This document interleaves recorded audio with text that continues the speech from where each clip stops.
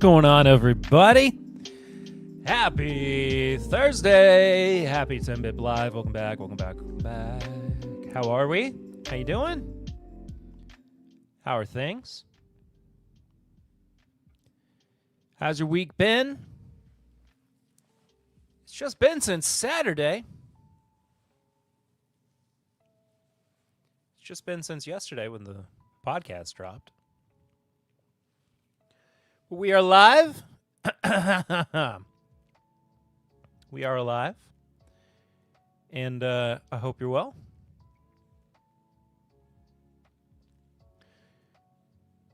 Shy Guy, I keep looking at your snuffy chat from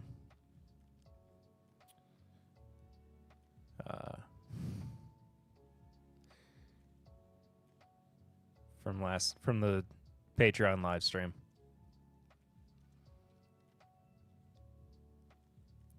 No wife this week, chilling. Oh, and Brewmaster is the same. Just got back from Vegas this morning. Wife's touring Midwest for the week. Interesting. Fun stuff. First week of July, I'm going to be on my own. So we might be content central in the 10-bit world. Who's to say? Video games. Shy Guy's going to come over. Whiskey. You know, all that stuff. Personal news-wise, stuff that's been going on since I last saw you. Honestly, not a whole lot. Because it's just been since Saturday. Thought I was young still and could drink and eat pizza every night. Didn't even last 2 days. See, that's the problem. That's always the problem. Like, your wife goes out of town, and you're like, I'm going to have a lot of beers. I'm going to have more pours than I normally do. And I'm going to eat like crap. And then you do that just like barely. And you realize, first of all, well, here's the overarching pattern of it. It ruins the entire week. And then you're like, I still have to be responsible for the entire week that she's gone. And so you can't function at 100%. You have to operate at roughly 65%.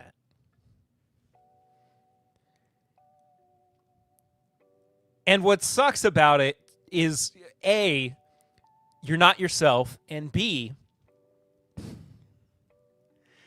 you've realized that you will never be that person again. But here's the good thing about it. Here's what nobody tells you about that week. Here's the good part of that.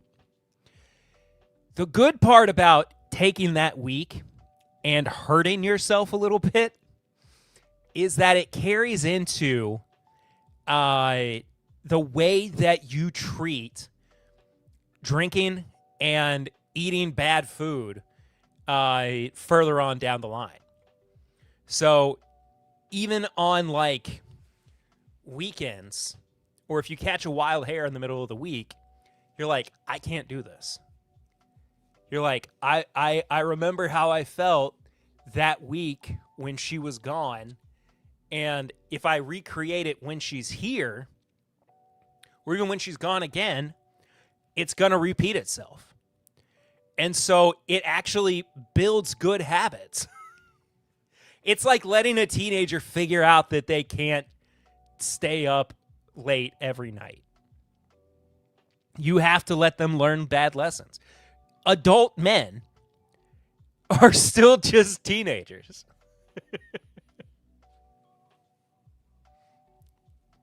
And that's the other part of it too. We just miss our families. We miss our wives. Been grinding Diablo 4. My tailbone hurts so bad. I'll do. You know what? I'll do video game update. I finished my first playthrough of. I'll do this quickly. I finished my first playthrough of Resident Evil 4 Remake. First of all, I want to say I love it more than I thought I would, because I was a little lukewarm on the Resident Evil 4 original. And I started 7 yesterday. I started Biohazard yesterday, and Biohazard is unbelievable. It is a beautiful game. It is creepy. New 007 out now. I am so excited for the new 007 game. There's a lot of good stuff out right now. Indiana Jones and the Great Circle just dropped for Switch 2, which I can't wait to play. I've never played it before, and I've heard that it looks really good on the Switch 2. So I'm excited to get into that. But 007, I cannot wait for. I knew you were turned on that entire RE4 run remake. It was fantastic. It was so good. The improved combat, the improved story, the improved visuals, everything was pitch perfect. I said this before, one of my favorite games I think I've ever played. So that's my intermittent Resident Evil playthrough update. Love that game, the Indiana Jones game, or the Resident Evil Biohazard? Because I talked about like 5 games in the span of 2 minutes. But I don't want to send. Oh, the Indiana Jones game. Yes, I am extremely excited to get into. But I'm gonna have to wait just because I am on the I'm on the Resident Evil track. I've got to get through all of these games. I'm gonna wind up going back and playing some of the spin-offs eventually. Yeah. So that's where I'm at the moment. But that's my nerd update for the week. So as you probably saw in the title, we're doing 2 reviews and tastings this week. And the first one, we're just gonna rip right away, basically. The Barrel Craft Spirits Bourbon Batch 38.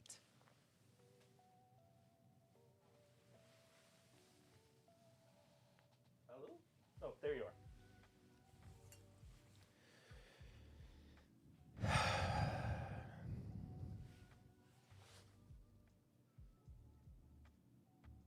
Sent by our friends at Barrel Craft Spirits. It is a blend of straight bourbon whiskeys: Kentucky 12-year, Indiana 9 and 10, Tennessee 12 and 15, and Maryland 8-year, with a proof of 116.96 and a derived mash bill of 79% corn, 17% rye, and 4% malted barley. Got a fairly high rye mash bill here. Also, fairly high corn, too. Not gonna lie. Color's pretty nice in the bottle. They've also opted for the special Star Spangled edition of the label in honor of America's 250th anniversary. Hopefully this will focus a little bit better. Or maybe not. Just a little nod from the folks. $85.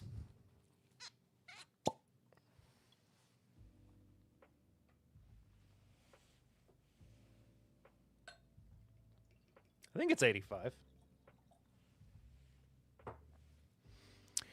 And this is my first pour of the day. Actually, you know what I'm going to do? I'm going to do something before I take a drink of this. I'm going to let it sit for just a minute. We're going to yap a little bit more. And while I do that, I'm going to have a pour of T.W. Samuel's Bottled in Bond to get my palate ready. Just so I can get something on there.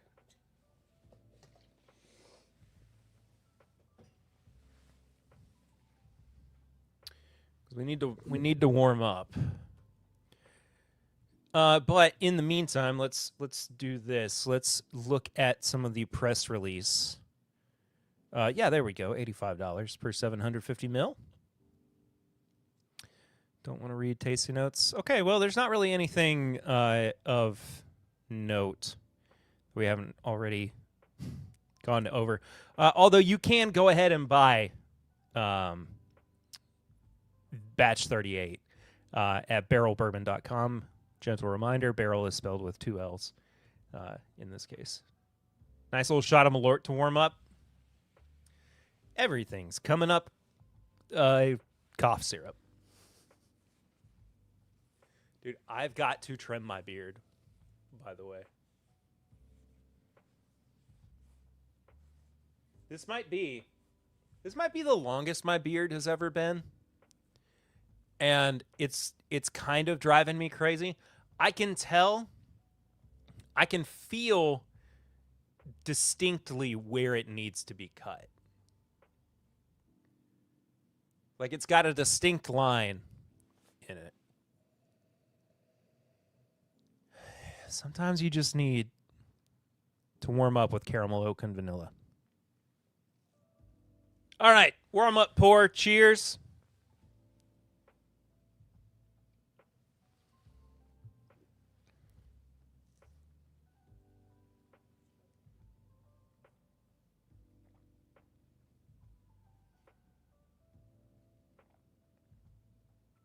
Also, I don't like that my beard is this long, and I don't want it like right up against my face either. I like it a little bit longer. Maybe like, I don't know. It's kind of hard to tell with the compression on the camera. Either way, it's too long. I gotta trim it. That's the point. Why do I have a fruit fly in here?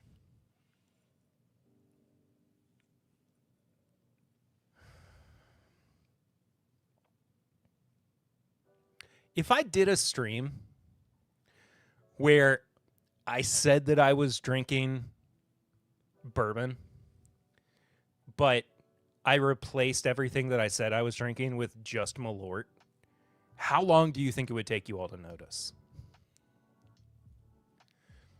And do you think I could do an effective job of hiding it?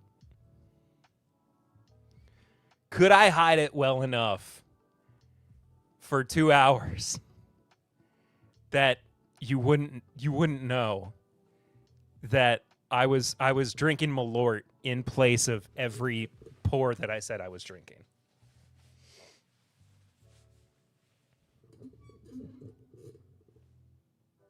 I think I could do it.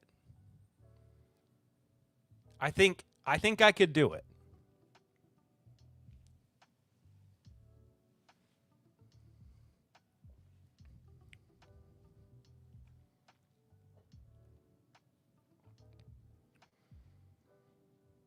Crowd goes mild.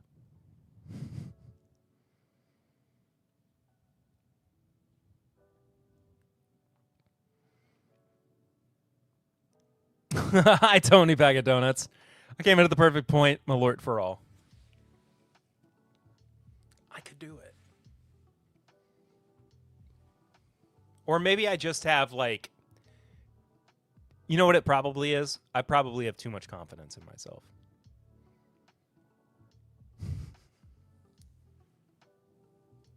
Who's to say?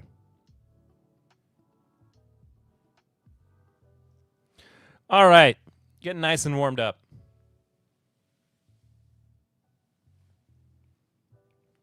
I felt good today. I felt something I said on my Tony Bag of D's. Something I said on my Saturday stream that I used to make up for missing last week was I haven't really been feeling myself recently. Feeling like myself recently. And today I kind of started to feel back to normal. I woke up. I didn't get like a particularly long night of sleep, but it still felt longer than normal or longer than what I have been getting. And I don't know. I've started feeling. Today I just felt better. It was nice. So, all right. I lost the bottle again.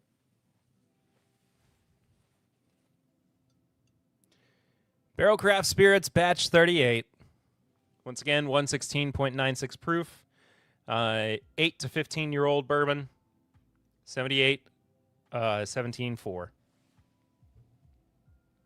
I don't have a good place right. Wait, I do. I take that back.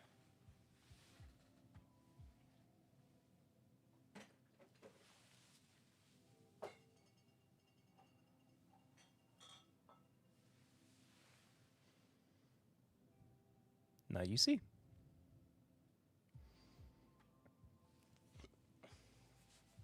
My youngest has started when she. Why is my work phone ringing? My youngest when has started when she wants me to. Oh, Papa Ritter says hello. By the way, he's not going to make it tonight. He's going to a show. So he wanted to say hi. But my youngest, who is 20 months now, has started when she wants me to come and do something with her. Started going, Daddy? Daddy? Like, I gotta go. Kid's calling me. Can't say no to that, man. Who's he seeing? Blackberry Smoke, I think.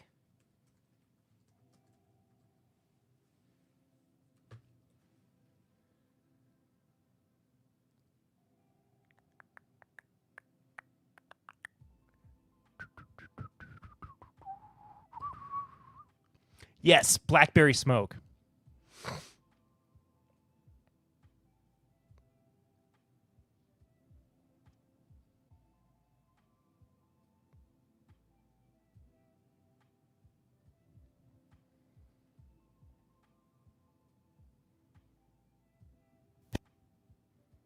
Saw them years ago at a small suburban fest.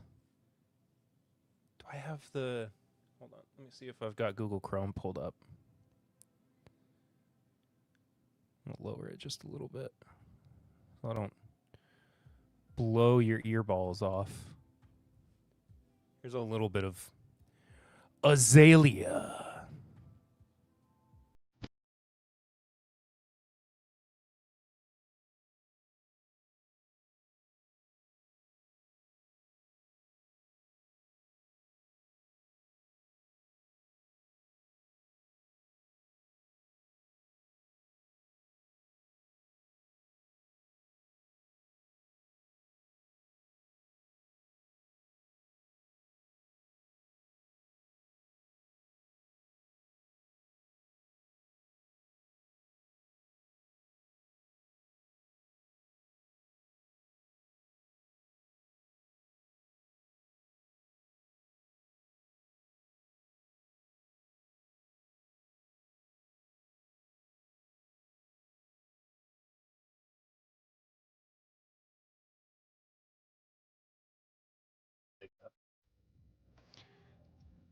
Anyway, sorry.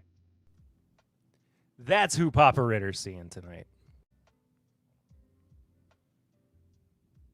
Little Southern rock. They sound like my old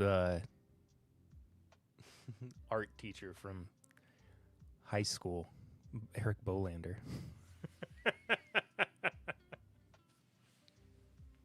All right, let's get to this barrel bourbon batch 38.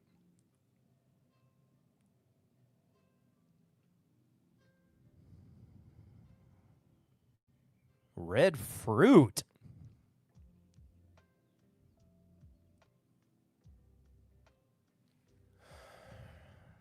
Red fruit.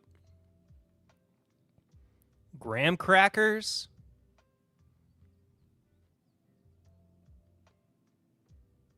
I mean, it's just like berry central.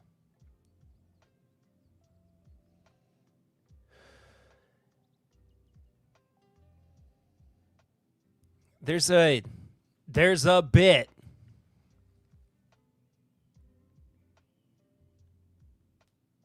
of there's just a bit of like perfumeness on it that I'm catching.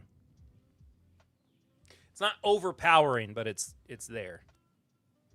So my knees are locked up.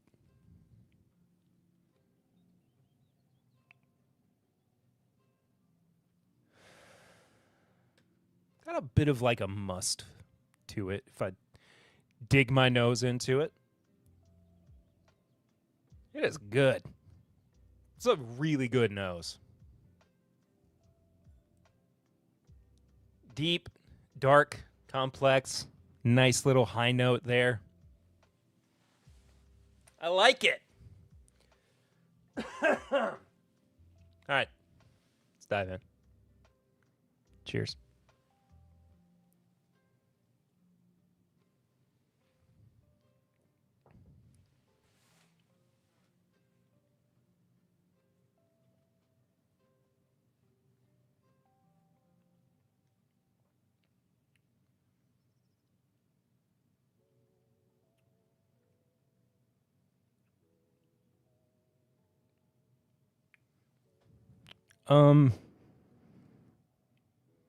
What?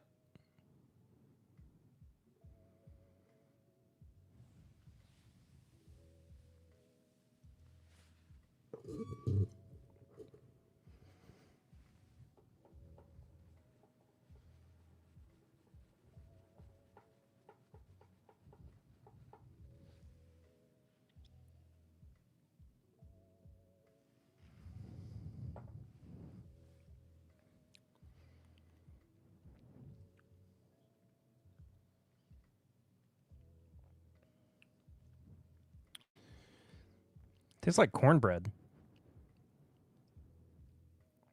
It's quite grainy, I will say.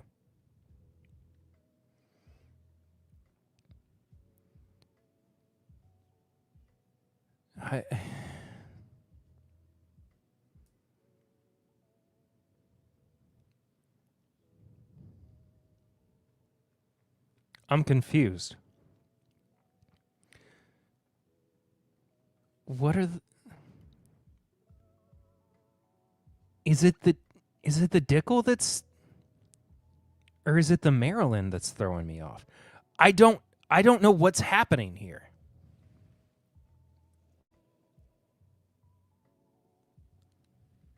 The Dickel's starting to come through more. Like it's getting really funky all of a sudden.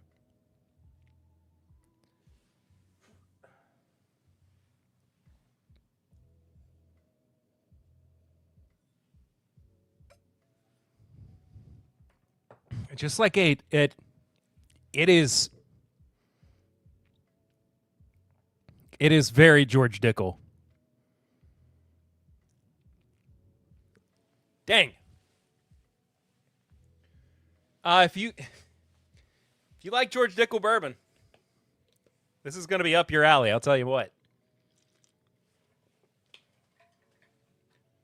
It is a funk bomb.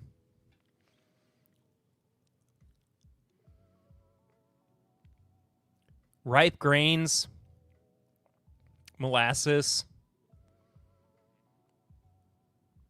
It's got this like souse thing going on.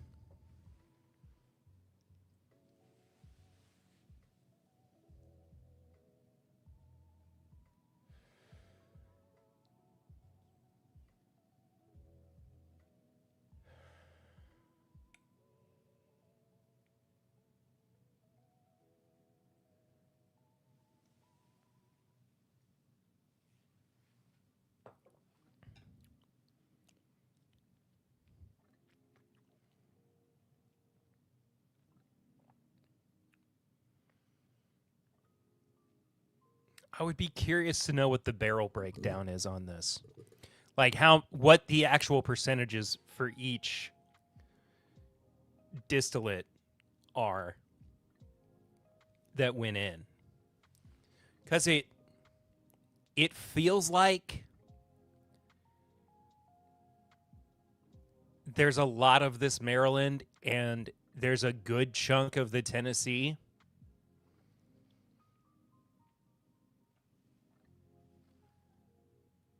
I'm not getting a lot of Kentucky or Indiana.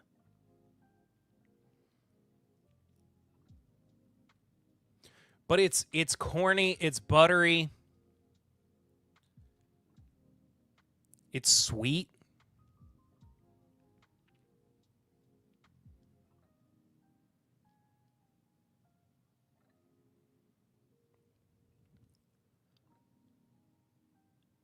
I get some of the like oaky tannicness.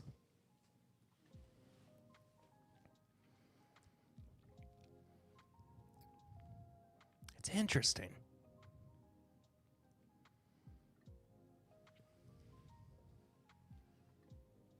I'm going to throw a little bit of water on.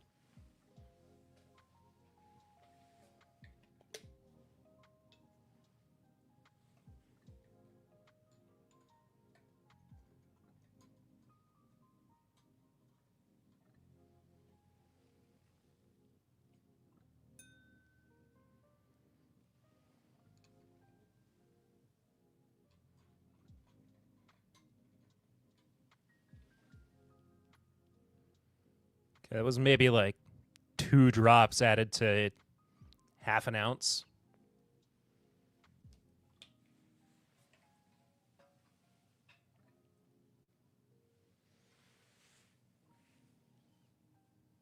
Hello, Jeff Wack. Hello, Kyle. Tony's going to throw a shot in his coffee.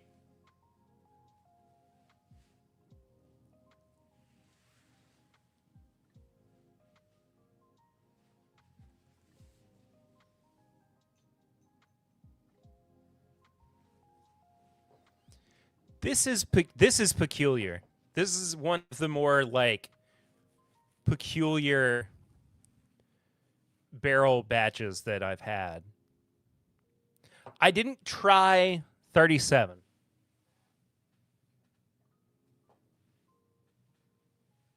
I've got 36.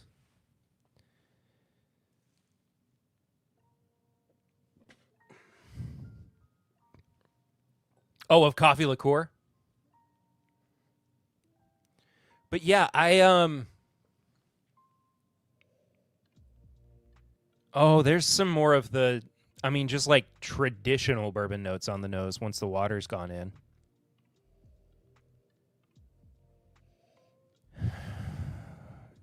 It makes it more floral with water added.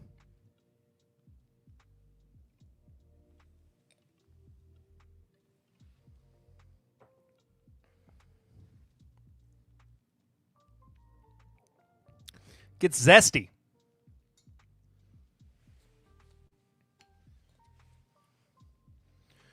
Way more fruit coming out. Citrusy, zesty. I want to try the 36 next to it since I have it readily available. I was figured, why not?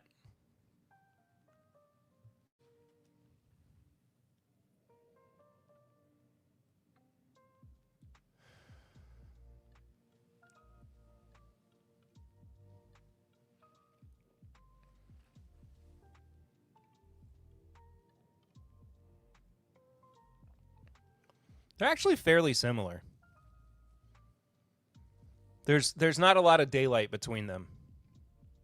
36 might be a little bit... No, 36 is darker.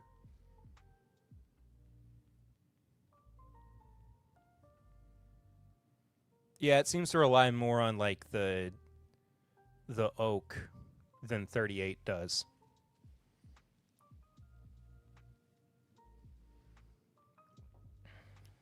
Yeah, two different animals.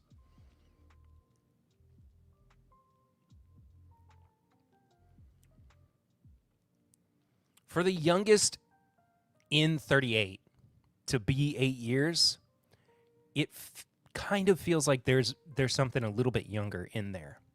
I mean, of course there's not. Not sure what's happening, but hell yeah. I'm reviewing the... Why do I keep losing it? Oh, it's back here. The Barrel Bourbon Batch 38. This guy. Spring.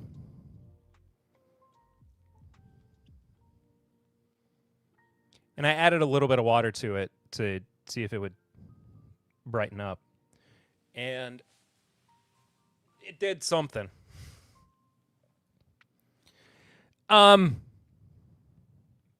Remember liking 36 is I think my preference between the two. I don't dislike 38, but I think that it's missing some darkness that previous batches have had. Just kind of a weird one overall.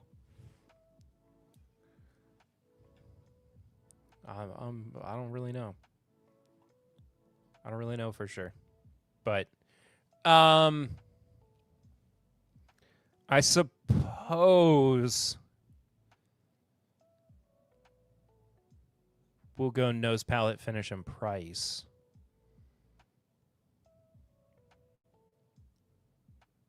You know what? I'm going to give this just an easy, like, try it at a bar first. Because I think that if you, again, like I said earlier, if you're questionable on kind of a weird one overall, Tony, we love you. If you're into George Dickel vibes, this is going to be kind of up your alley.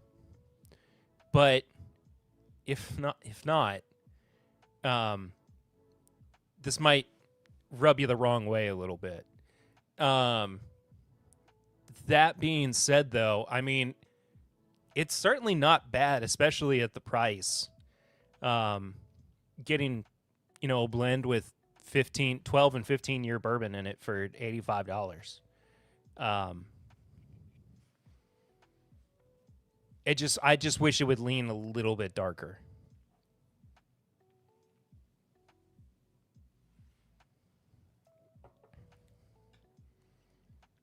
Yeah.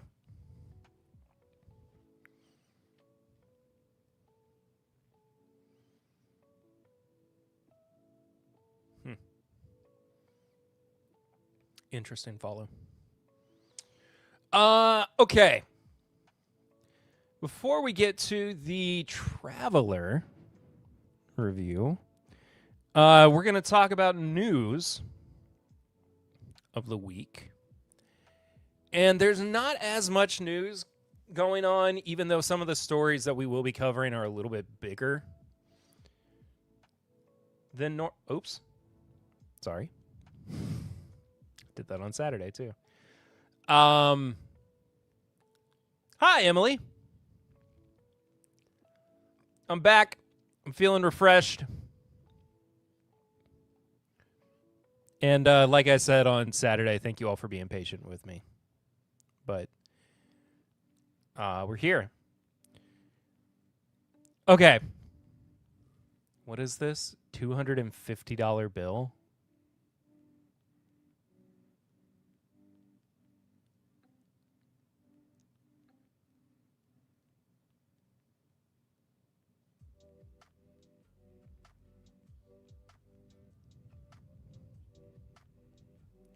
Is no news good news? I mean, there has been some news this week, and we will be looking at it for sure. Don't believe that AI slop, gosh. I mean, also, hello, Anna Wagner. Good to see you. Thanks for being on the stream. I don't think the news itself was AI slop, I will say. The image was horrible. But, yeah, that was interesting to look at. Is it Anna or Anna? Hello, Sugar Kitty. How are you? Meow. Thank you for being here. So let's start here. No news in this world probably is a good thing. You're not wrong. Now, either way is fine. I said Anna first, and I feel like I should stick with it. But also I second-guessed myself because it looks like it's pronounced Anna. Either way, thank you for being here. Hope you're well. I'm Perry.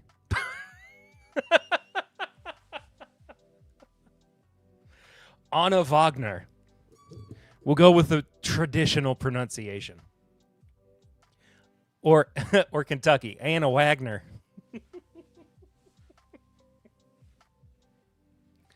Anna Wagner.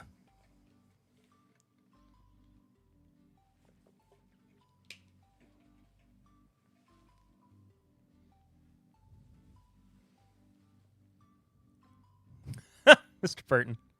Not built for being a man. I'm built for snackies, blankies, and being told, good boy, Mr. Burton. Well, Mr. Burton, you're a good boy. Okay, let's start here. Because I thought that this was just news already. But Jim Beam just put out a press release today, apparently, about the old granddad 7-year bottled or single barrel, the 114 proof. We've made content about this already, like weeks ago. How did this?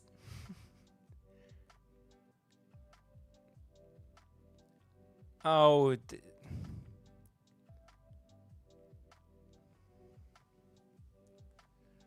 I see what's happening.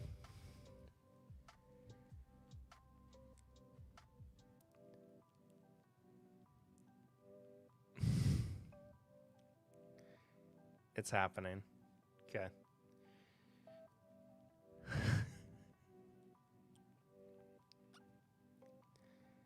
How do you always get me? How do you always get me?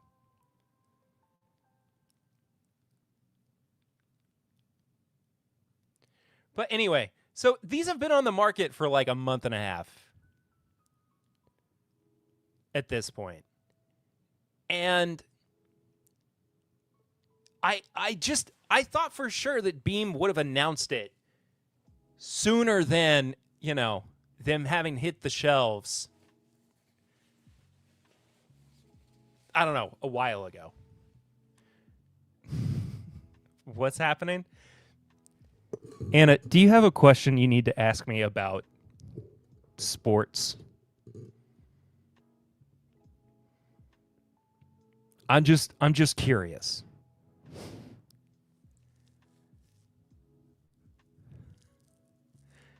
Is there a sports-related question that you need to ask me?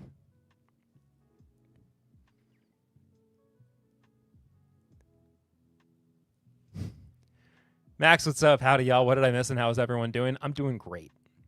And you missed my review of the Barrel Batch 38.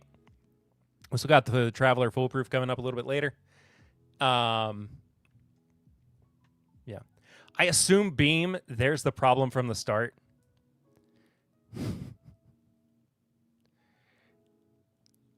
What was your favorite sport to play in high school? My son has a project for summer school.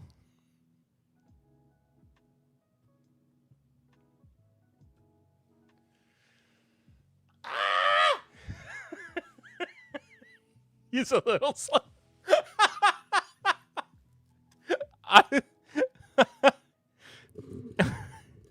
I love the turn here that you've done. That's phenomenal.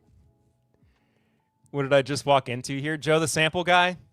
A wonderful Thursday night stream. Not to be cynical or anything. No, you're right. I mean, Beam, and I don't think it's a tradition, like technically a Beam thing. I think it's Beam Suntory. There's probably something here about like they put the product out because they needed to make a little bit of money or needed to, make waves, and then they just got behind on the press release. But here we are. Does track and field work or ultimate Frisbee? I can talk about both of them. I didn't play sports in high school. I played baseball growing up. I played until I was 12 when I was in Little League, and then I dropped it in favor of playing guitar. To be entirely cynical, I don't feel like I'm being cynical. I feel like I'm being realistic. The money thing is the cynical part, probably. But the, I don't know. Either way, I just found it funny that today was the day that they announced this officially. And Kyle's right. It is a great bottle. It's $50. Absolutely buy one. They're single barrels, of course, so they're going to be different. I've tried a couple, and they've both been fantastic. So, never said wrong in any way. You answered that like it's been asked to you before. A few times. What's going on in here? Sometimes I don't even know. It feels like a fever dream. All the big distilleries have lots of excess aged inventory and are trying to figure out what to do with it. I don't disagree. The problem is when they decide what to do with it and how they announce what they're going to do with it. That's the issue I have. Like, I just thought everybody knew.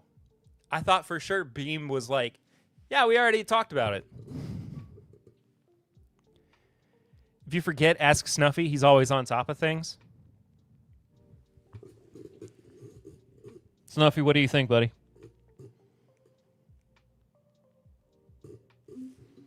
He's so insightful. He's a man of the world, that Snuffleupagus. If you also want to feed Snuffy, hit up the Snuffy Chats link, the Stream Elements link, pinned in your chat, or in the description below if you're on YouTube. It's like Super Chats. You're tipping the show. Get your message up here on screen. You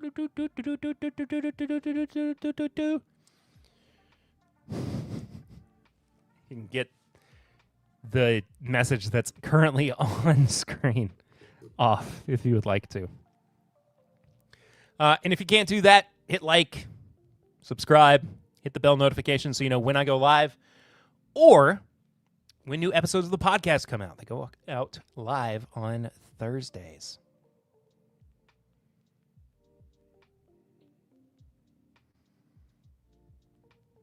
Snuffucious.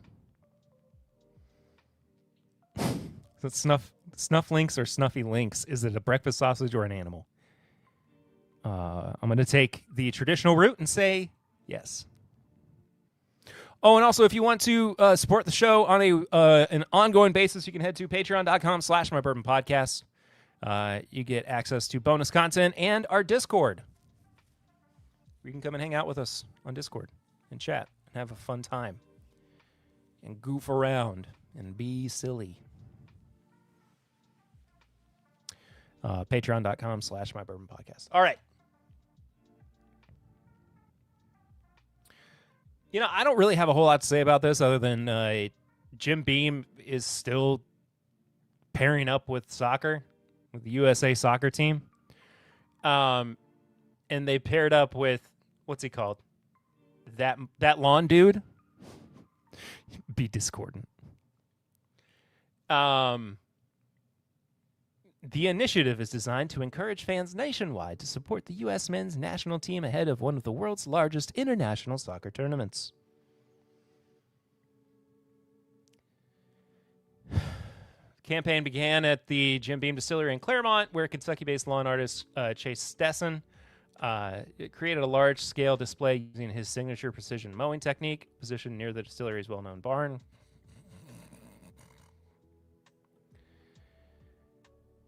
Fine. These bottles look kind of cool, though.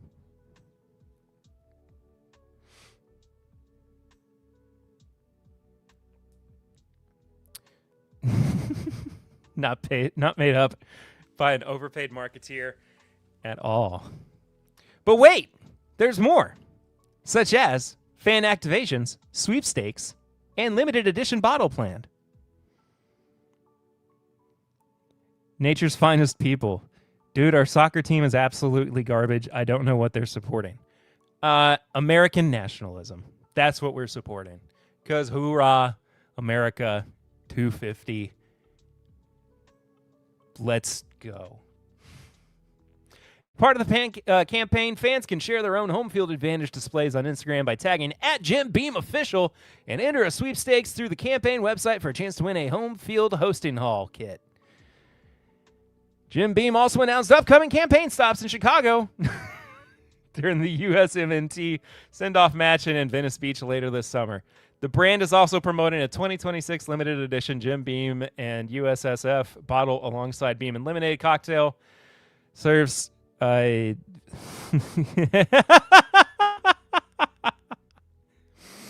Jim Beam Official, give me the kit.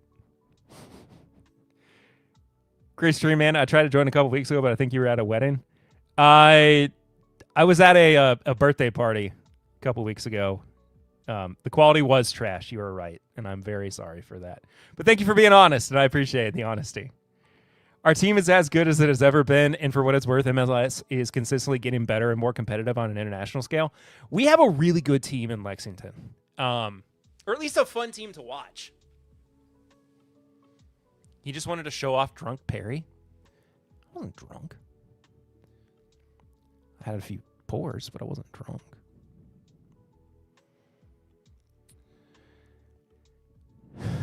Yeah, I was at a birthday party. I tried to do a normal stream from there, and the Nature's Finest People is right. It was bad quality. But thank you for the kind words otherwise. I appreciate it.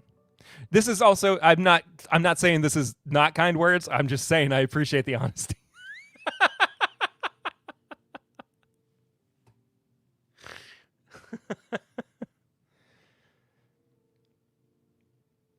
Looked like someone's zero turn was working overtime. Oh, on the yeah, anyway. Go cheer on FC Cincinnati. They have an incredible supporter section and pregame activities the Ultras do. I mean, Lexington Sports Club or Sporting Club, whatever they called, LSC. They're fun. Games are fun. We've been to a couple. I got hit with a ball the first time I went, which was a couple months ago.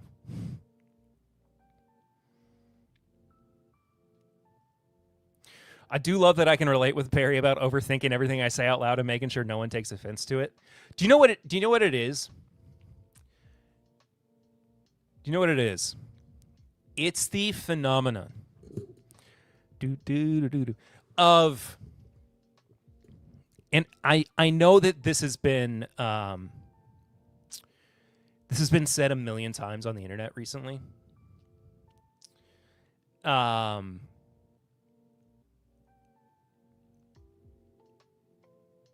But it's the pancakes versus waffles thing.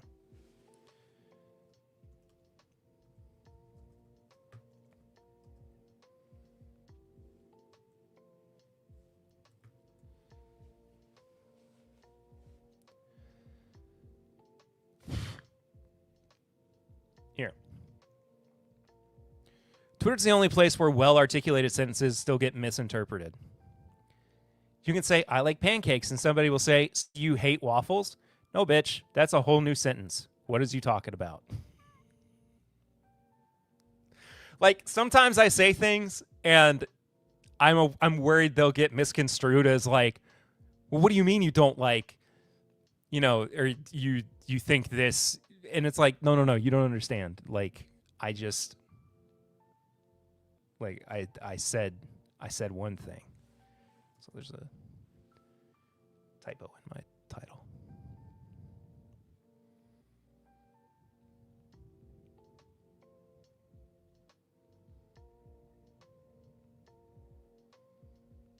Never mind. Everything I say, I overthink later on and cringe and think that they assume the worst. In reality, no one actually cared about what I said or didn't think anything negative about it. Yeah, see, that's the thing, too. I mean, that's just an anxiety thing. You monster, why do you like that thing? I like it the other way. Yeah, I mean, it's that. It's that feeling of like, well, why don't you completely agree with me on everything? And it's like, just let me have an opinion. Like, I'm not even trying to get you to agree with my opinion. I'm just telling you what I think. I like pancakes. Well, so why don't you like waffles? It's like, no, you don't understand. Like, I'm not talking about waffles right now.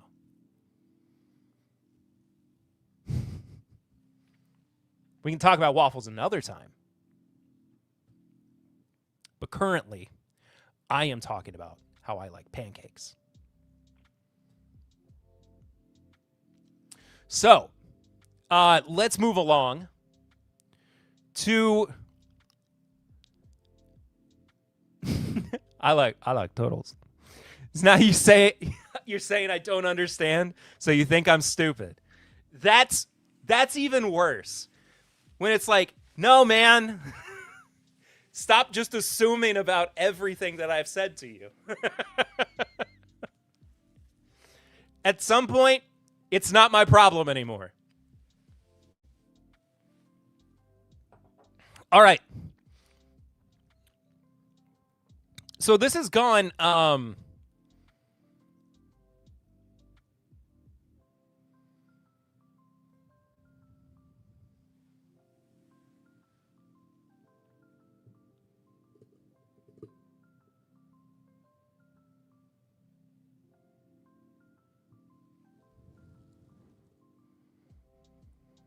nature's finest people.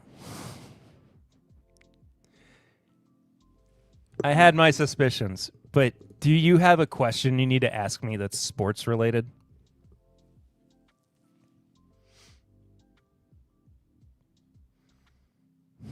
Dave's not. You think I assume now?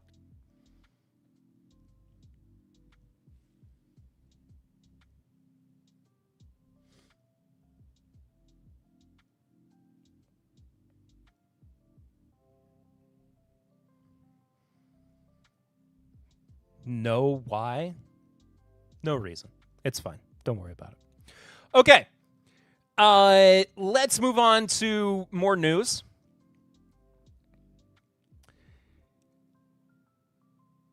I don't mean to jump scare you with that's weird, dude. All right, brother. I don't mean to jump scare you with the first frame of this Instagram reel. But it's gone largely underreported that Horse Soldier is building a distillery in Somerset, Kentucky. And this woman had to feature herself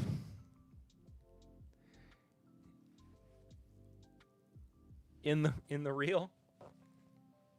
And Claudia Coffee TV.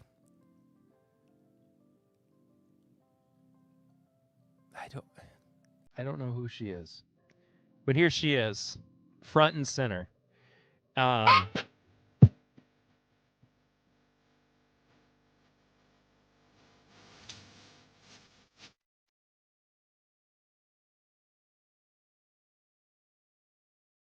gonna mute the rest of that. That's too much.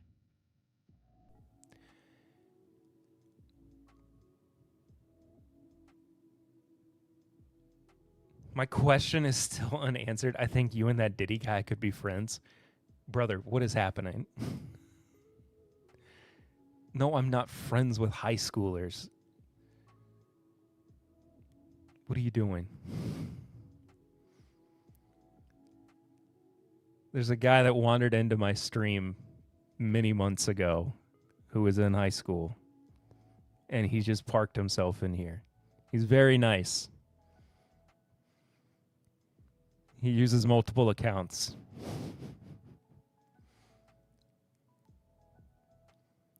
I don't know why you're trying to associate me with a man who has been accused of unsightly, unnamely things. Cheers, Perry and whiskey friends. Hello, Richie Z. How are you?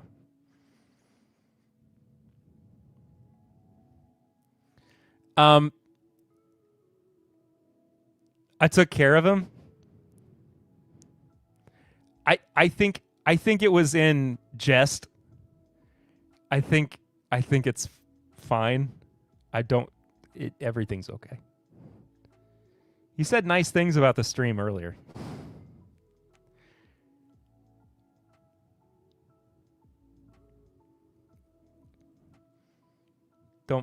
It's okay. So anyway, here's the deal. From my understanding, the horse shoulder.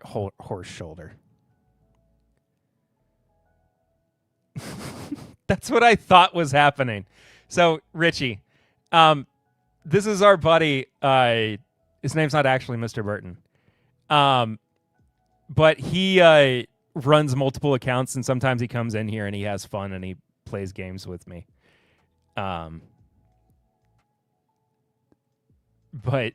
And I was trying to play into it as well. I didn't time you out. Richie's timed you out. He thought you were being serious. Buffalo shoulder in the heart of America. Maybe you can reinstate him.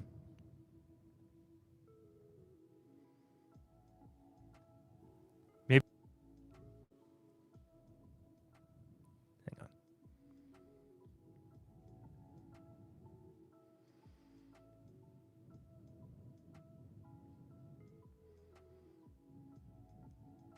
How long did you time him out for?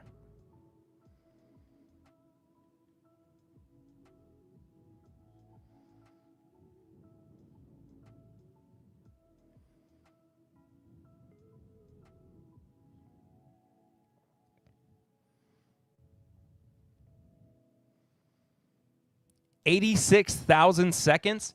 How long is 86,000 seconds?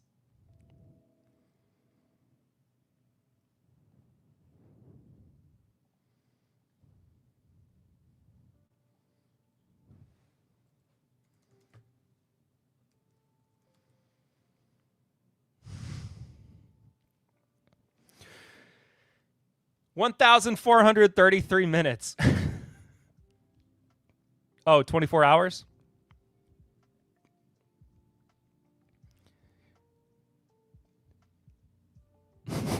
You have a problem? Maybe you need a good old knuckle sanding. He's fine. Everything's fine. It's all good. I promise. Mike Meyer, what's going on? How are you? I am not timing you out, Richie. It was funny. Don't worry about it. Everything's good.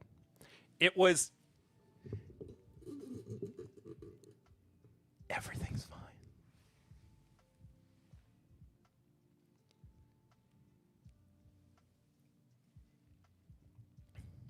We're going to go back to talking about Horse Soldier. I am going to get that off of my screen, though, because I can't look at that woman's face anymore. Here's the deal. They are building can I quote you on that? That everything's fine? Yeah. What do you mean? Here's the deal about Horse Soldier. They are building this distillery in Somerset, Kentucky. And it seems like they are using venture capitalist funds for it. And so I have this feeling like, it's gonna run into the same problem that some of these other troubled distilleries hit over the past couple of years. So we'll see. I don't know how I'm not following them from the podcast account. We'll see. I don't know. If it makes you feel any better, I'd time you out.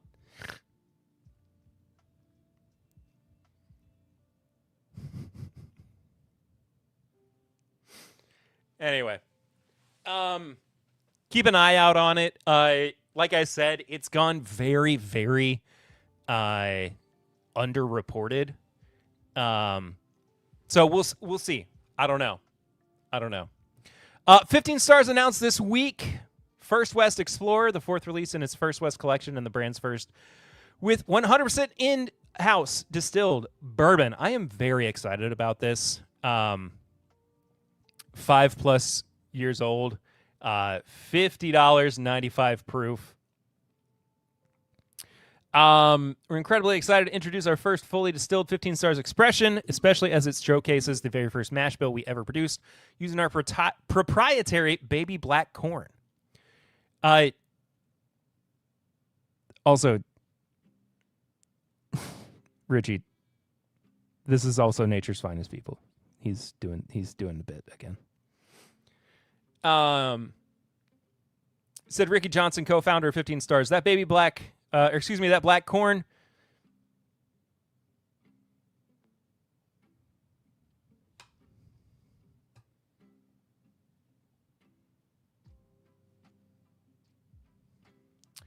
That black corn paired with wheat as the flavoring grain creates a bourbon that's naturally sweet and exceptionally smooth. Blending it with our yellow corn rye bourbon adds another layer of complexity, resulting in a truly distinctive pour. Things are really falling off of the tracks here, folks. We're doing great. We're doing great.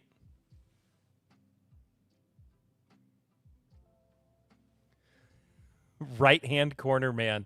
Put my other big chat up there. This one? Okay, it's up there. We're moving on. Penelope has expanded their ready-to-pour lineup, a premium ready-to-pour lineup with a new Blackberry Old Fashioned. Yay. Now read it. I am doing the news, my friend. I have stuff I've got to get through. Please, I've got to keep this show on the road. I have many things I need to do. I fell asleep last week before stream started, and I feel really bad about it, and I'm trying to keep things operational as best to my abilities. And I'm doing an okay job at it, I feel like. I haven't hijacked you in weeks. I know. And I appreciate when you do. Where's Mr. Goodbee when you need him?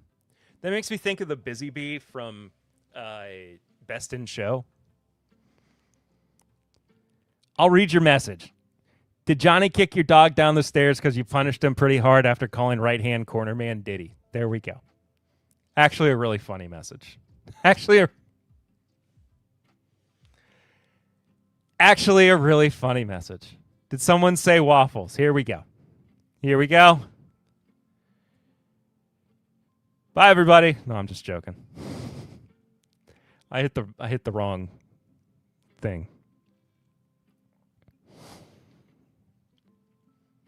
What are we doing? What's going on? What about pancakes? That's the rule. That's the goal now.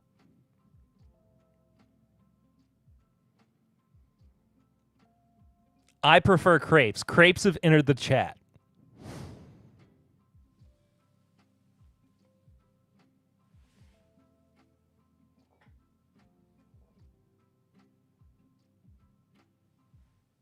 Where are you? No.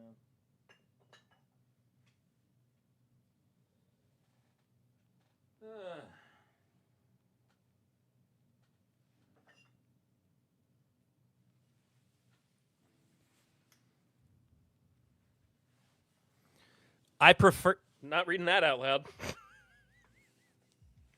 Perry, are you going to let us know if the Traveler Foolproof is worth a buy? Once I get through the news, yes. But not without some help from a little bit more bourbon.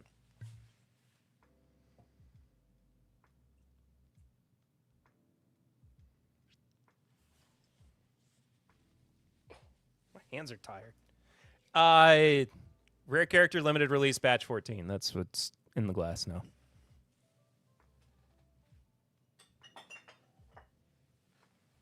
Oh, I'd never finished my barrel 36.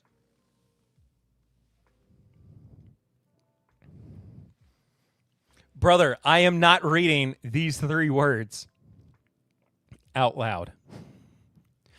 I am not reading those 3 words out loud. Please. Little bit of grace there. I wonder if turtles prefer waffles over pancakes. Turtles prefer turtles. I missed that episode of Teenage Mutant Ninja Turtles. Government watch on stream.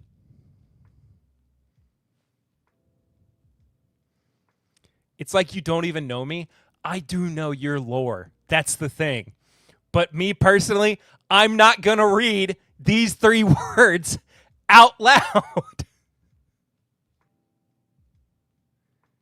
Yes, I do know Mr. Burton. Yeah, I know it's a real story.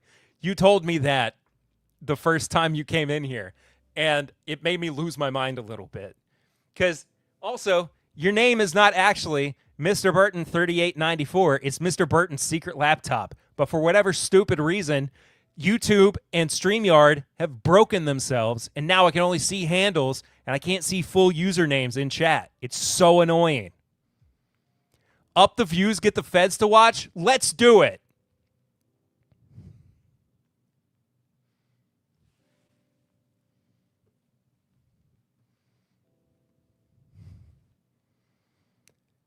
I was going to say something, but then I figured I better not. I've already talked enough politics on the podcast, and I don't want to do anymore. No, I changed it because I couldn't troll with secret laptop in my name. That's fair.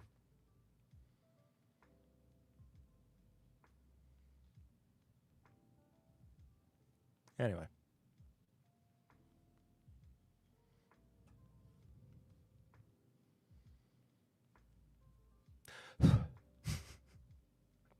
$30 for the Penelope Blackberry Old Fashioned.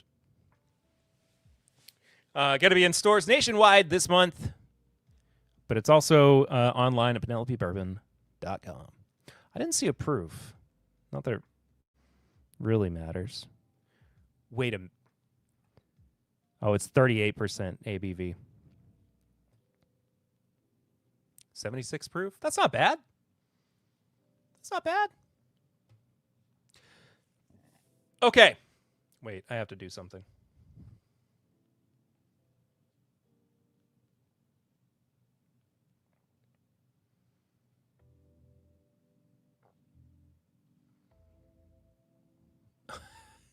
Okay. I'd like to have the picture still. There we go. Gotta do it with this one too. Give me a second. Sorry. Sorry. Okay, there we go.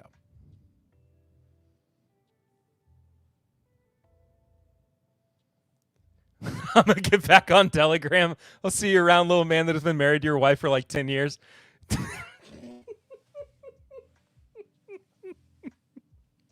Brother, it's good to see you. I hope you have a great rest of your night. Or if you're just going to hop over to another account, I don't care.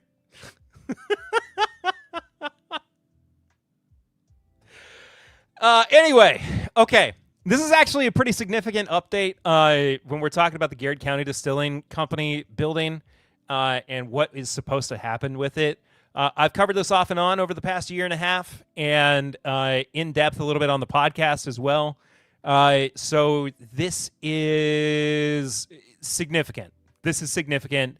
From Janet Patton, friend of the show, over at the Herald Leader. Kentucky Distillery that's been shuttered for more than a year will be put up for a court-ordered Master Commissions auction. It will be Garrett County Distilling Company will be placed up for sale likely sometime in the next 90 days. In March, okay, I don't want to skip over this too much, but Circuit Court Judge Hunter Daugherty ordered the sale on May 14th after granting default and summary judgment for nearly $28 million to Tom Collins Distilling, an entity owned by Sazerac. The sale was ordered to pay off. Before I go, I gotta ask, do you just automatically assume new fans of yours are just my other accounts? Sometimes. You had me with, what was it? The people one. Nature's Finest People. I wasn't sure about that. The Anna Wagner one, I was suspicious of that from the jump.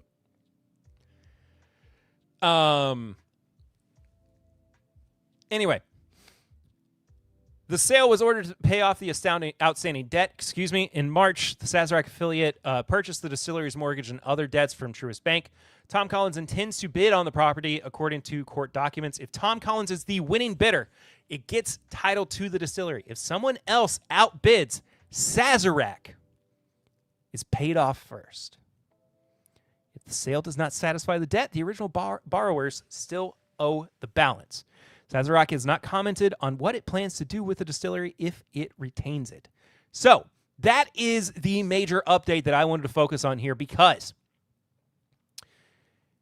Sazerac is clearly in the market for a new property, a new venture, whether or not it is this one in Garrett County, or whether or not it is, and they've already been turned down by the folks at Brown-Forman.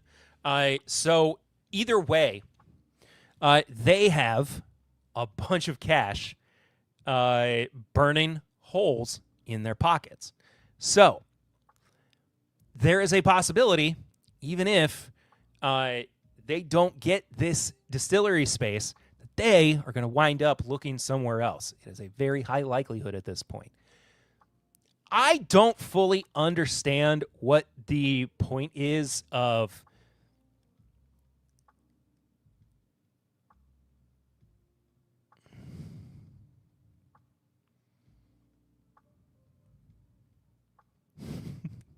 one more question. What is your favorite sport that you played in high school? I don't fully understand why Sazerac. I mean, I guess because they bought this debt, like they're owed that debt money back. But it's just strange to me. Like, I've never heard anything like this before.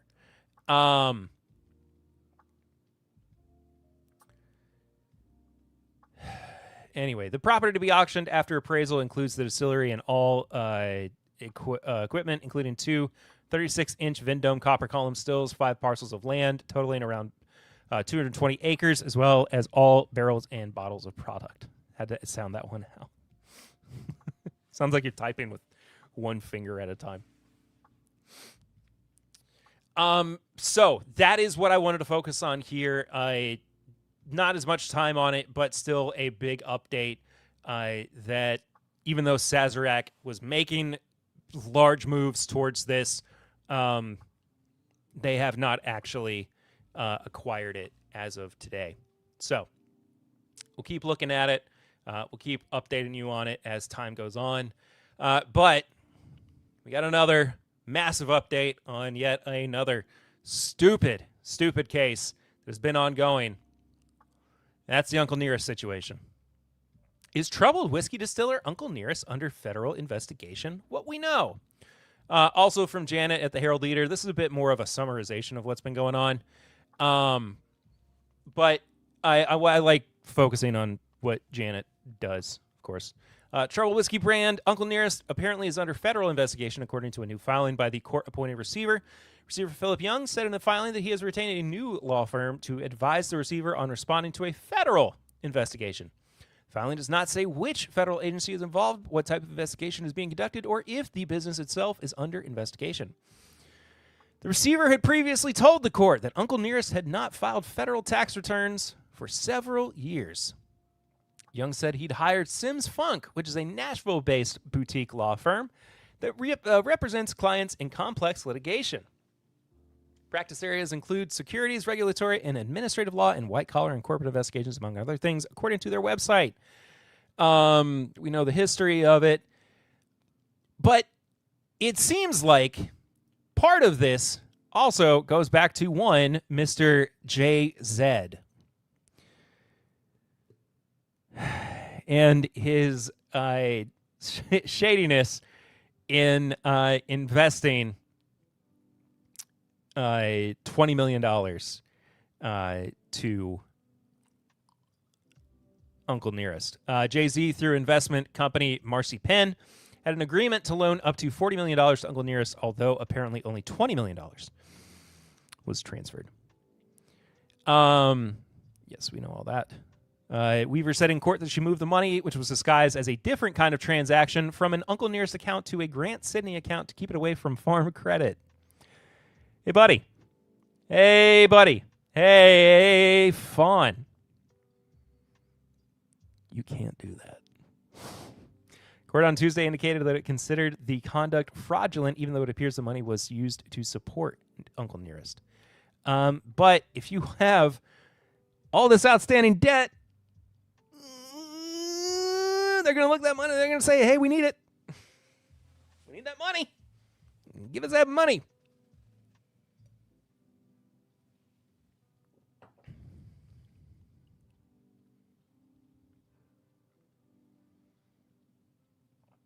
Lots of illegal activity. Oh, 100%. Meanwhile, an attorney representing the distillery in an appeal of the dismissal of Weaver's attempted bankruptcy filing has filed an emergency motion to preserve the status quo pending appeal.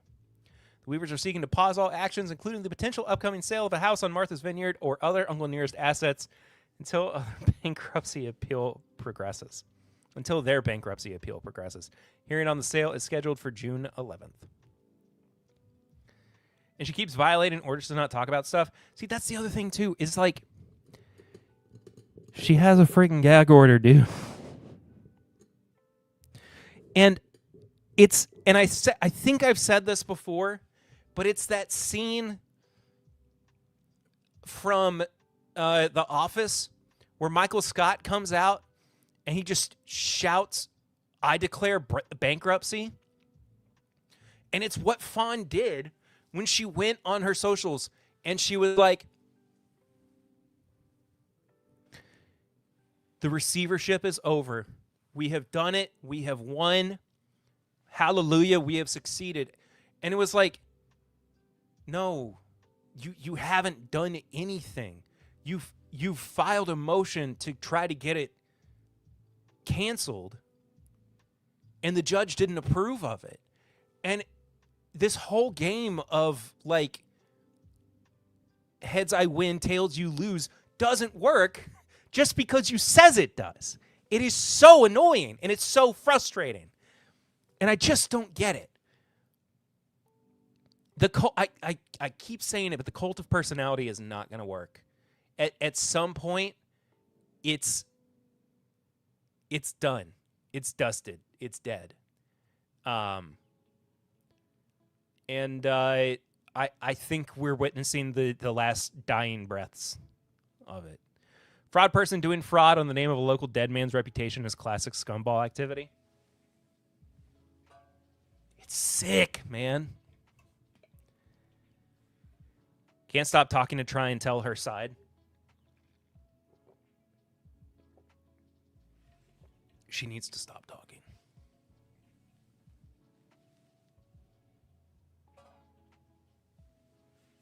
Her horde of "you did it" people, it will dry up eventually. It has to. It might take years.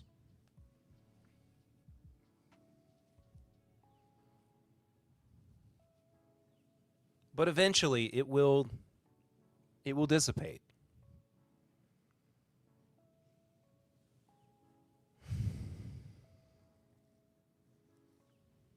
See you on the Cliffy bus. Love y'all. Emily Chambers, love you. Hope to see you on the Cliffy bus. Took advantage of an entire demographic. It's so gross when you think about it. It is so infinitely disgusting. When you pause for a minimal second to think about the weaponization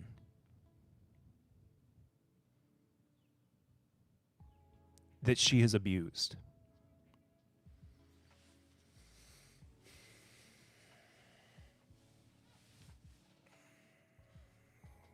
It's crazy, man.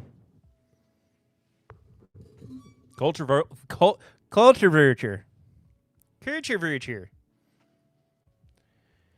All right. TTB labels, then we're going to do the Traveler Foolproof review.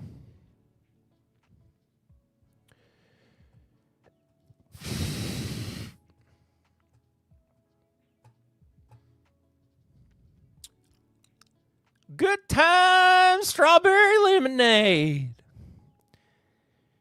Bad times, single barrel straight bourbon whiskey, finished in strawberry brandy casks and conditioned on lemon peels. No, I don't want to like that. What are you doing?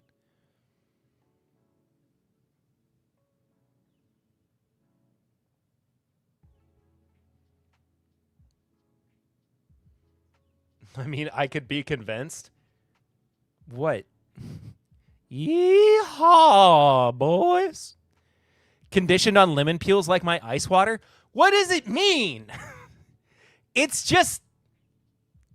Okay. Folks, it's back. Throttled in bond. This is still nothing. Vintage barrel American whiskey. This time it's 12 years old and it's 78.139. What's the proof? The 111 proof, throttled in bond.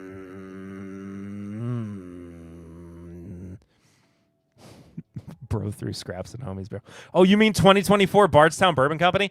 I saw your discussion with Jacob on the other label that they posted the other day, and it absolutely cracked me up.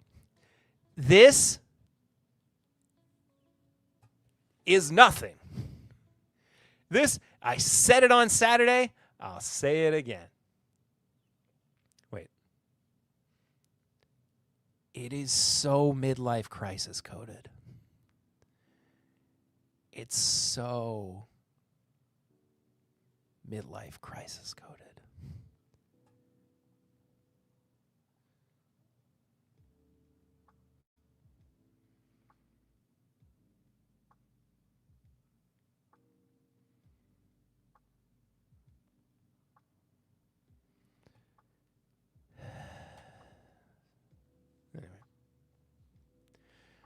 Whiskey Thief Distilling Co. Straight from the barrel. 250-year anniversary release. Hot dog. 119.68 proof. Kentucky Straight Rye Whiskey. 9 years old. Here's my hot wife and my stupid Mustang. Buy this dumb bottle.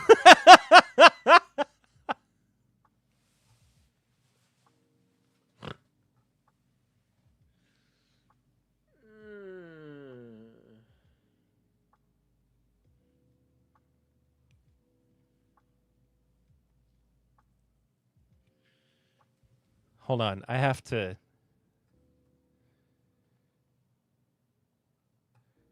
send a message while I'm thinking about it.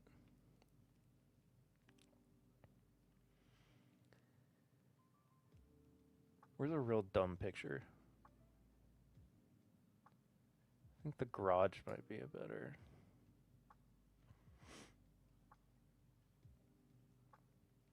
No.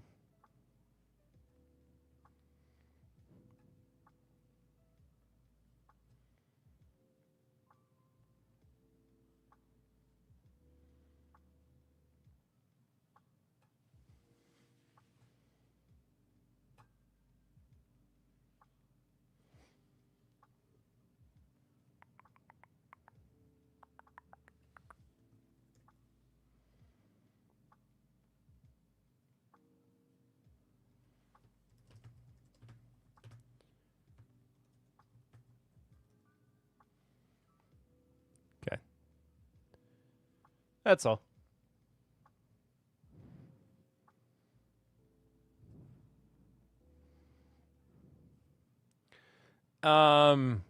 Yeah, this is fine. Whatever. Also, all this 12-year-old Jim Beam that was aged in used casks is ruining my life. Not really, but sure, why not? I don't know much about it. Is that what you were talking about on the podcast? Aged like a few extra years in Kelvin or whatever? Because I don't know if I've had any of it. If I have, I don't know. Last but not least, though, William Heavenhill, bottled and bond, 17 years old. Back to that purple label.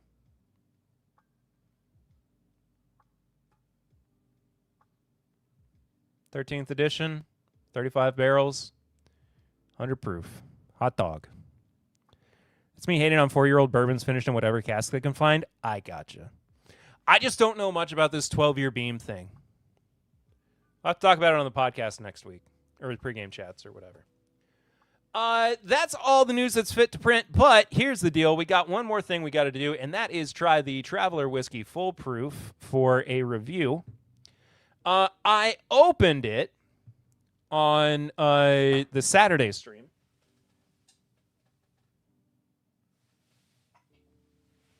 I've had a little bit more since.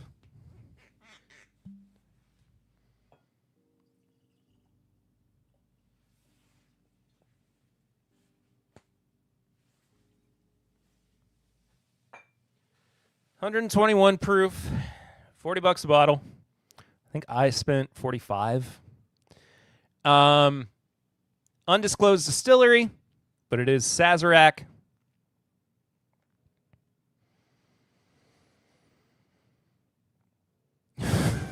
The 12-year Beam is the same stuff as the 11-year American whiskey that people put out last year. Purple Toad released it as a bourbon, and I think they got smacked on the pee-pee. Cool. Non-age stated, straight whiskey components in the blend aged at least 4 years per TTB regulations. Undisclosed mash bill, so a whole lot of we don't know what's going on with this. But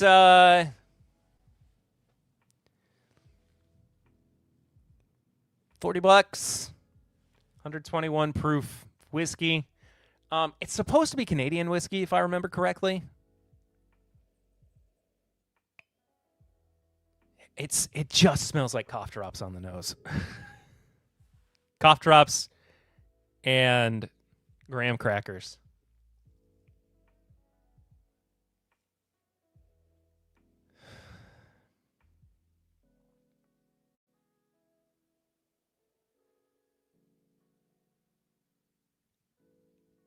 Probably also some of that secret Sazerac Tennessee whiskey too, I bet. Oh. I wouldn't be surprised.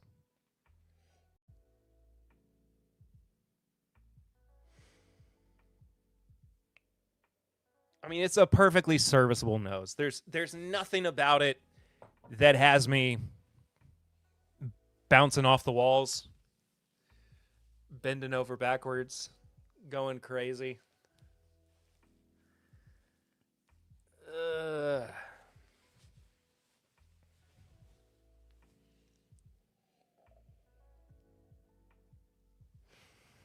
It's just fine. I hit the like, and you should too. Northwest Bourbon, thank you so much for hitting that like button. You should absolutely do that. I was looking at the stats for last week's stream, the Saturday stream, and somebody just disliked the stream for some reason. I don't know what I did. I don't know why.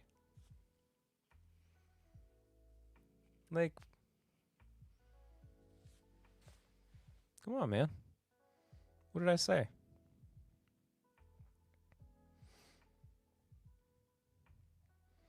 Shade sneaking in there hating.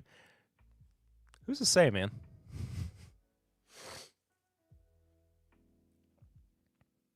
He didn't talk about rare character enough. And I'm like, I didn't talk about rare character at all. Why didn't you watch it? Or why did you watch it, you know?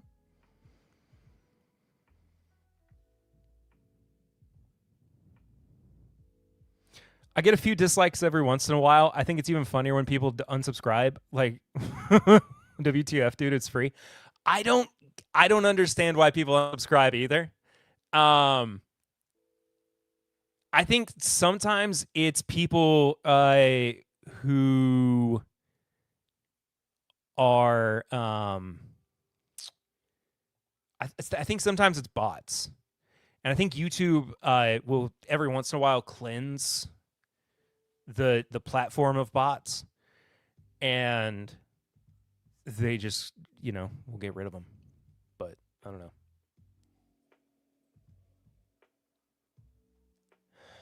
Anyway, perfectly okay nose. Whatever.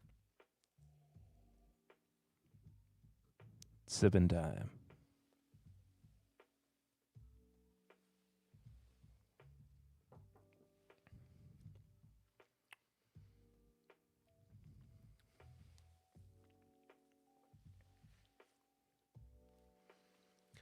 Again, like,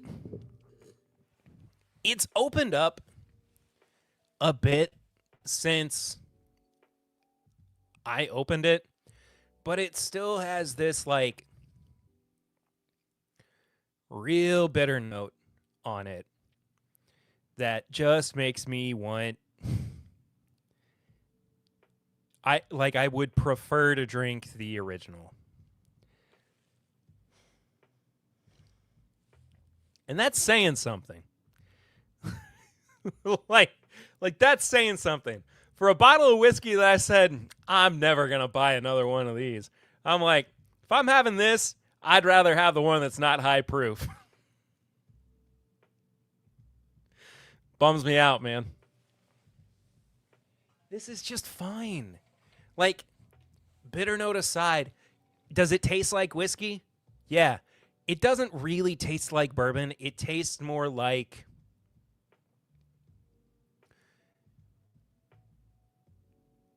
You know what? I'm going to be bold here. And I think that this is probably going to be my answer, your answer for this certain subsect of people.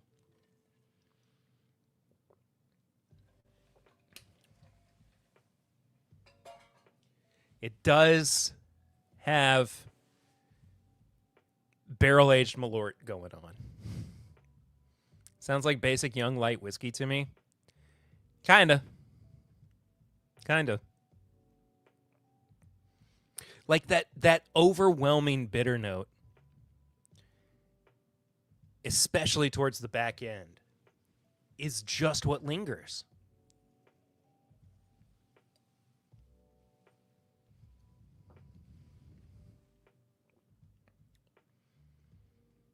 I can't help but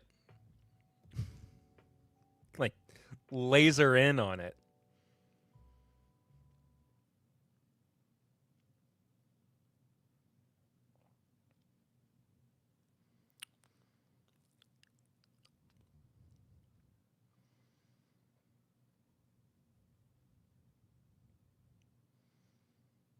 Malort has that bitter grapefruit peel note. So does this. Like, without a doubt. But it was aged in oak barrels.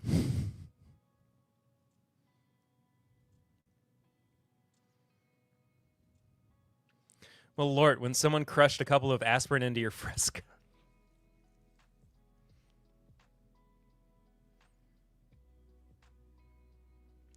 Well, at least your headache's gone.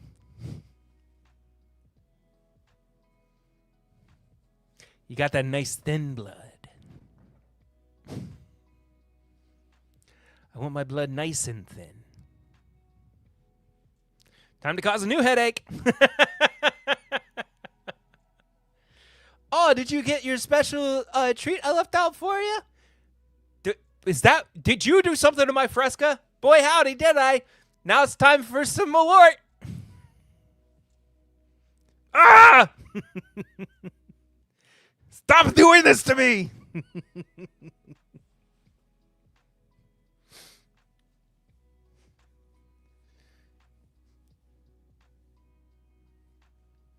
going to follow it up by railing Adderall.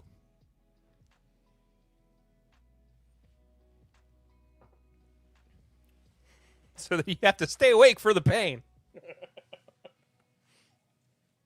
You know what? Honestly, it's a pass. Like, it's twice you've said Malort. I think it's time you actually drink it. I just don't have any. Who's Adderall?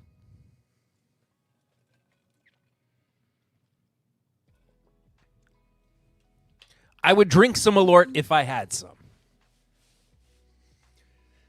But I have none, then for I won't drink none.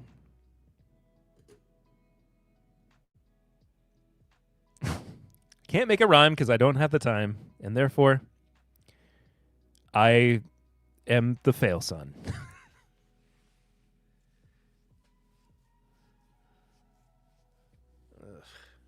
Thanks. Thanks, Kyle. Thank you.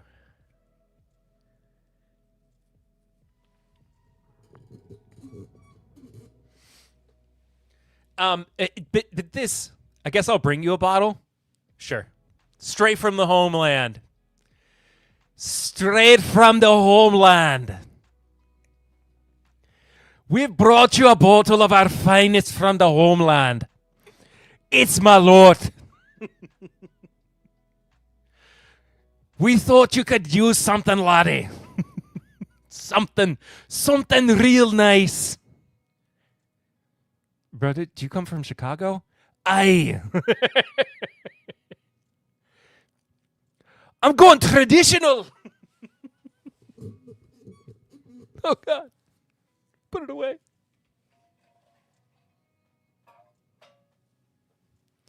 The fact that Malort was made in Owensboro for a minute really wrecked my brain. Really? I didn't know that.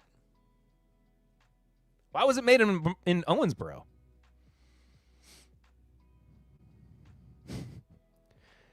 I guess we've got a new homeland. Kentucky.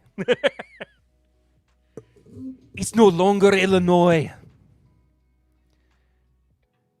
Looks more like home. I mean, looks different from Illinois. Peep Cumming Whiskey's post? Do, do, do, do, do, do, do.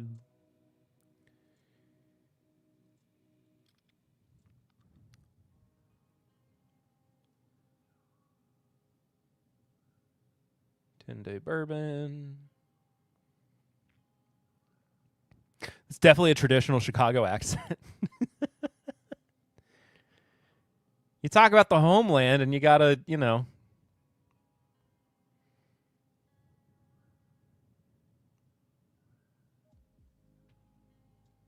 Oh, you sent it to me.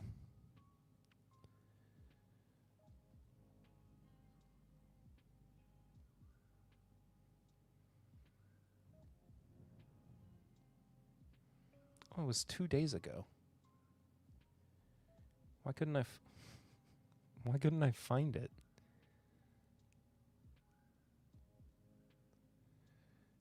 Hang on. I'm going to pull up the actual post because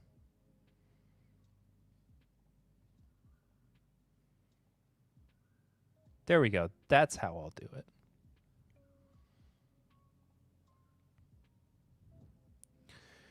What do Jepson's Malort and Green River Bourbon have in common? More than you'd think. Abe Schechter owned both Malort and Medley Distillery in Owensboro simultaneously. He moved Malort to Owensboro in 1986. 2 batches were fully produced at Medley in 1987. Then Glenmore bought Medley, Malort moved on, and eventually Medley became Green River. 2 bottles, 1 city, 1 brief, almost forgotten overlap.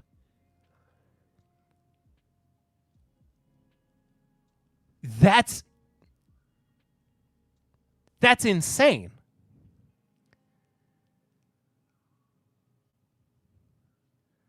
Fake news, that's fake news, folks. Malort is Chicago. It always has been. Always will be. A lot of people are saying Malort is the worst. It's actually the best. Goated barrel-aged Malort. Actually, it doesn't look terrible at all. That's a crazy proof for a Green River single barrel.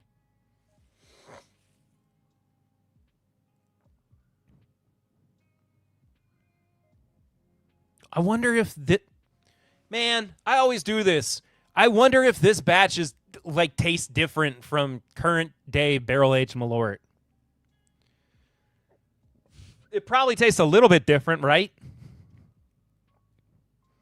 Wait, is this just regular barrel-aged Malort? Did he just use like a modern bottle to show it? How do I get an Owensboro distilled bottle of that? Here's the thing. Do you want my honest opinion? I bet you none of them exist. Unless that is it. Unless that is the one. Unless Jacob posted the one.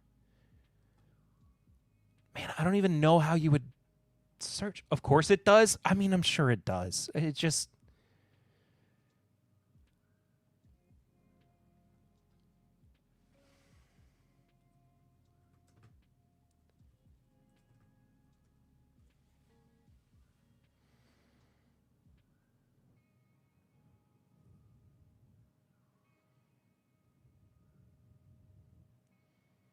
I genuinely don't even know how to go about searching for this.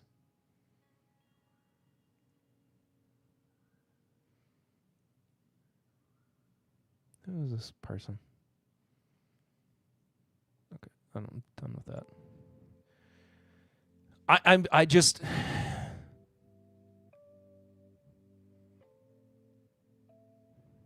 That's the new bottle design for the barrel aged, I think. That's what I was thinking.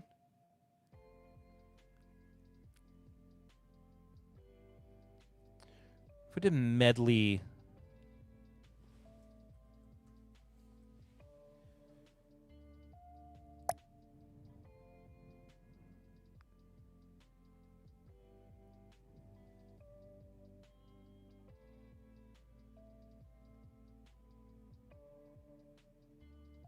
Did he say it was distilled? He said fully produced. We have to learn more about this. Revival Vintage is probably who I'd ask first on my hunt. You're right.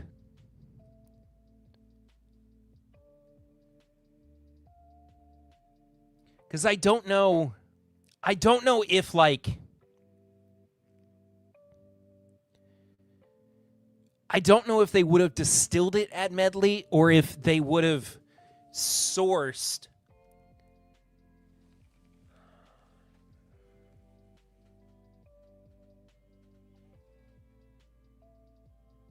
This is an insane, like, thought tree, first of all, and an even more insane rabbit hole to just, like, go down in general. But you know what it does make me think of?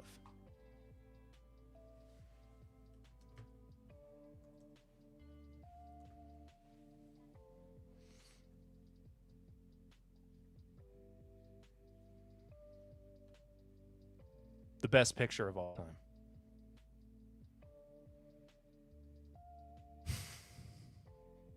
Makes me laugh every time. Distilled at Medley. From 87 to 89.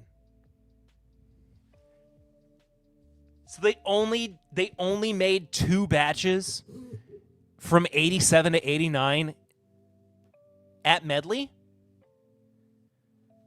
Because Jacob, in his text, like in the text of the post, said produced. Like, that's why I'm confused. Allegedly. I'm going to crash out.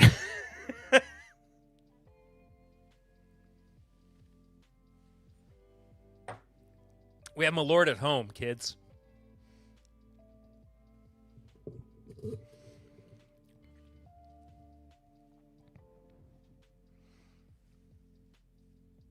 Can you...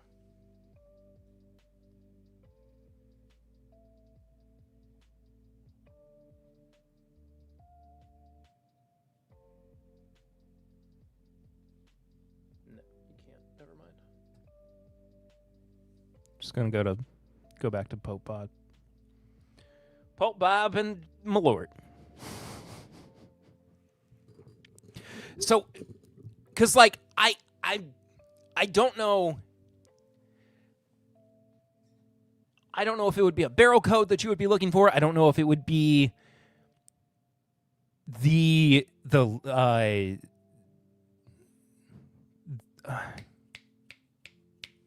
you called?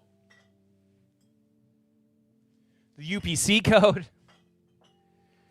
I'm assuming they took the barrels from the Marseille Distillery to produce the batches until they needed the medley distilled stuff.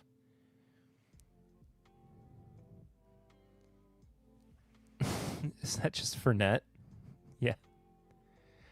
Is Fernet not fancier Malort?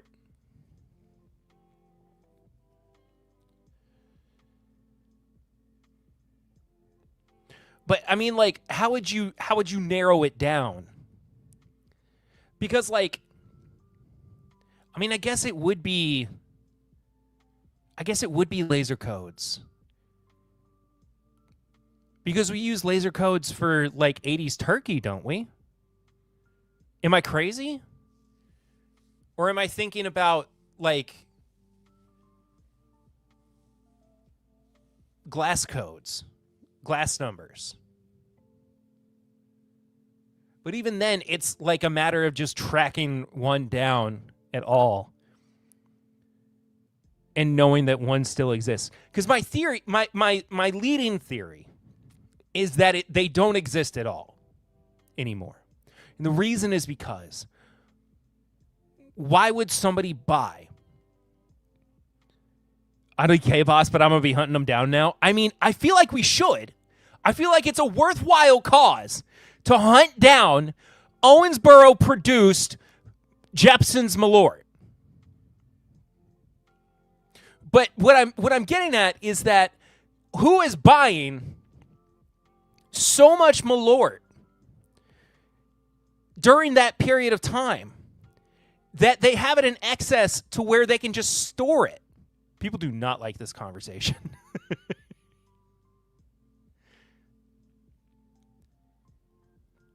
Like, and who, it's not a thing where it's like, oh, granddad forgot about, like, this bottle of Malort, and when he died, we found it in his cabinet. This is my favorite stream ever. Heck yeah. Kentucky boys find another dumb reason to say Kentucky distilled spirits are better. People forget about stuff they put into their basements and closets. I mean, I know. But would they do the same thing with Malort?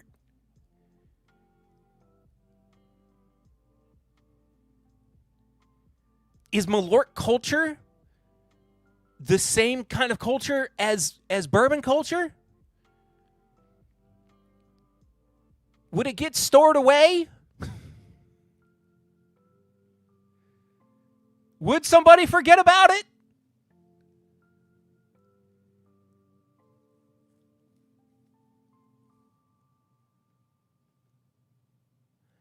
Malort is culture.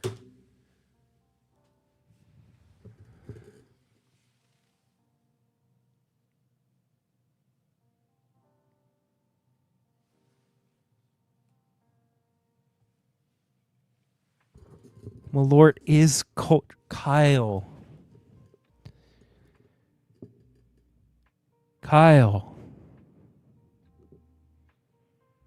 You're going to make a guy cry. Malort is true culture? I am Malort culture?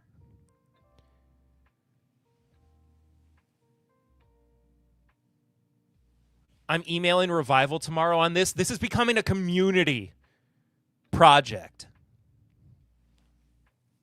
Everybody who's still here, you were here for this.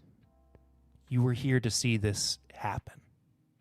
We are going to find one of the few remaining Owensboro produced bottles of Malort. Do you know why? Because I believe it's still out there. This all started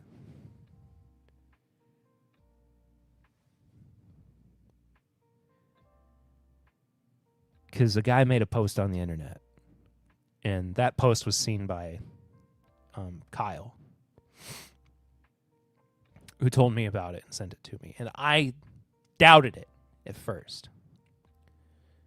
Here I am now, believing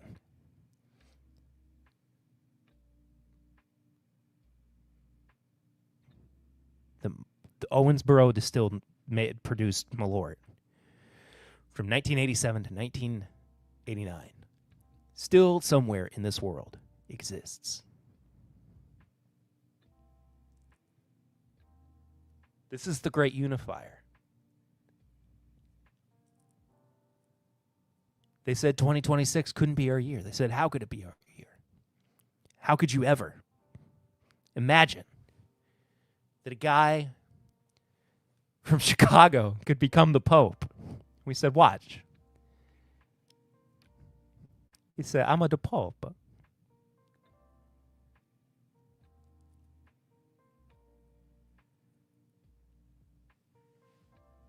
Best thing about this is that it's always been introduced in Central Time. It just keeps getting better. The great unifier, Malort, true culture. Malort, the great unifier. Malort.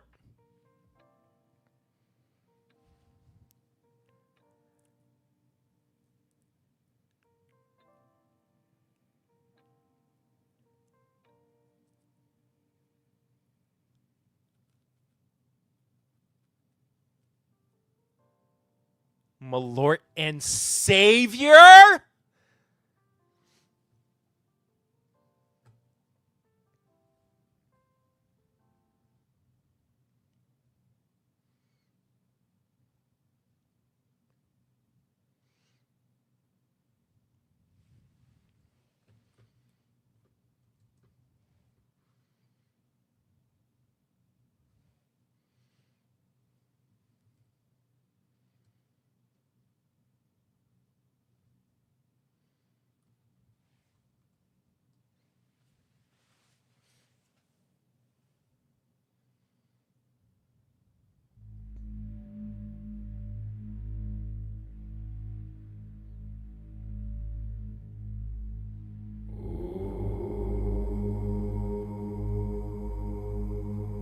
Malort and Savior.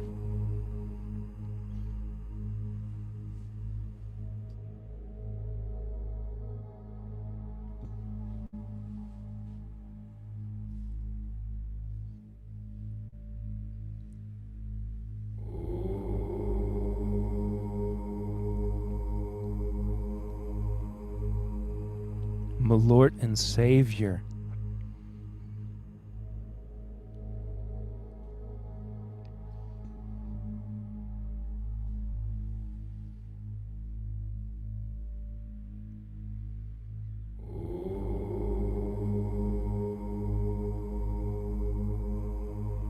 Malort and Savior.